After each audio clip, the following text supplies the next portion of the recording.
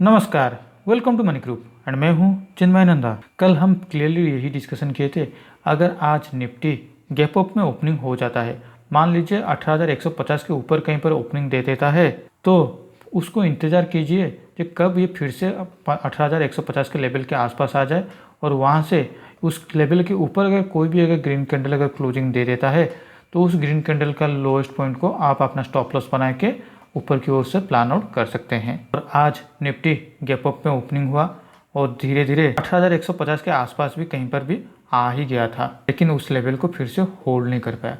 उस लेवल के ऊपर कोई भी एक ग्रीन कैंडल क्लोजिंग देने में नाकामयाब हुआ और उसके रिजल्ट यही है कि वहाँ से 18,150 के आसपास कहीं पर वहाँ से आके फिर से एक शार्प सेलिंग हमें देखने को मिला। तो क्लोजिंग होते होते करीब 18 फिर से 18,100 के आसपास कहीं पर आके क्लोजिंग दे दिया है। तो यहाँ से अब आगे क्या हो सकता है, देखिए अब तो ये क्लियरली हो चुका है कि ऊपर की लेवल से निफ्टी को एक रेजिस्टेंस मिल रहा है और वहाँ से एक शार्प सेलिंग देखने को हमें मिल रहा है।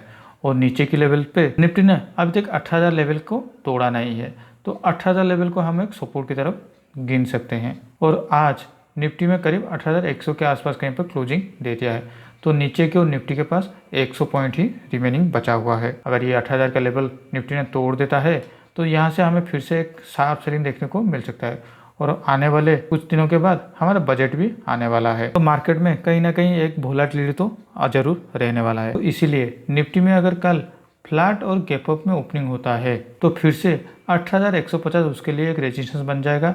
तो अगर आप ज़्यादा टारगेट के लिए ट्रेड कर रहे हैं, तो 18,100 के 50 के ऊपर ही कहीं पर आप कॉल साइड पे बाइंग पोजीशन ले सकते हैं। अगर छोटे टारगेट के लिए आप जाना चाहते हैं, तो 18,120 130 के आसपास कहीं पर भी अगर निफ्टी ओपन हो जाता है, तो वो 18,150 के लिए आप टारगेट उसको देख सकते हैं। सेम 1:1 के रिस्क टू रिवार्ड पे आप जा सकते हैं। लेकिन कल अगर मान लीजिए निफ्टी में एक गैप डाउन पे ओपनिंग हो गया और निफ्टी में 18,100 के ऊपर जा ही नहीं पा रहा है, तो 18,100 के को आप अपना स्टॉप लॉस बना लीजिए और नीचे की और पहला अपना अगर टारगेट 18,000 का रख लीजिए। अगर 18,000 के नीचे भी अगर निफ्टी आ रहा है, तो उसका फिर से एक दूसरा टारगेट आपका 17,900 आराम से देखने को मिल सकता है, क्योंकि कल मंथली एक्सपायरी भी है। और हाँ, मैंने अपने सोमवार के वीडियो में यही बताया था, अगर कोई अगर इंटरेस्टेड है तो 18,200 और 17,900 का एक शॉर्ट ट्रायंगल क्रिएट कर ले। तो कल हमें इस शॉर्ट ट्रायंगल में करीब 10 से 15 रुपये का मुनाफा देखने को मिल चुका था। और आज भी अगर कोई अगर उस पोजीशन को कैरी फॉरवर्ड करता, तो आज भी उसे 10 से 15 रुपये तो आराम से मिल जाता।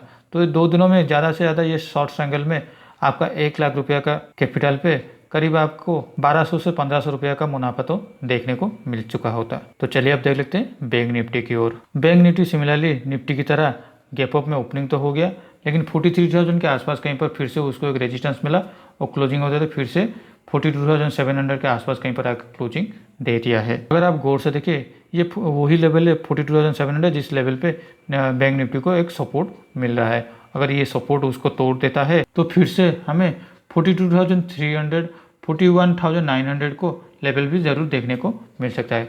तो कल अगर बैंक निफ्टी फ्लैट और गैप अप में ओपनिंग होता है, तो 43,000 उसके लिए एक रेजिस्टेंस की तरह काम करने वाला है। तो नीचे की तरफ 42,700 42,650 ये उसके लिए एक स्टॉप लॉस की तरह से काम करने वाला है। लेकिन अगर बैंक निफ्टी में कल अगर गैप डाउन पे ओपनिंग हो जाता है, मान लीजिए 42,600 के नीचे अगर ओपनिंग हो जाता है, तो हमें ज़रूर 42,300 और 41,900 का टारगेट के लिए ट्रेड करना होगा। चलते हैं हमारे पोजीशन की ओर। फिलहाल आज हमने हमारे पोजीशन में कोई भी चेंजेस नहीं किए हुए हैं। हम अभी भी जून मंथ के 18,000 शॉर्ट साइकिल को कैरी फॉरवर्ड कर रहे हैं। तो आज के लिए इस वीडियो में बस इतना ही। अगर वीडियो अच्छा लगा हो तो इस वीडियो को लाइक शेयर करके हमें मोटिवेट कीजिए। पर्सनल फाइनेंस शेयर ट्रेडिंग की नॉलेज के लिए हमारे चैनल को सब्सक्राइब करना ना भूलें। Thank you for watching.